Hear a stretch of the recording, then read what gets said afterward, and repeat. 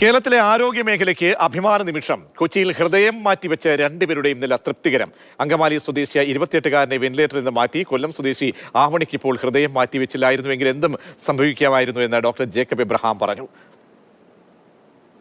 Multiple മരുന്നുകൾ pressure maintain ചെയ്യാനും ഹാർട്ടിൻ്റെ പമ്പിങ് മെയിൻറ്റെയിൻ ചെയ്യാനും ഒക്കെ ആയിട്ട് വേണ്ടി വരും. അതിൻ്റെയൊക്കെ റിക്വയർമെൻറ്റ് ആവണിയെ സംബന്ധിച്ചിടത്തോളം വളരെ കുറച്ചേ ഉള്ളൂ, വളരെ മിതമായ രീതിയിലുള്ളൂ.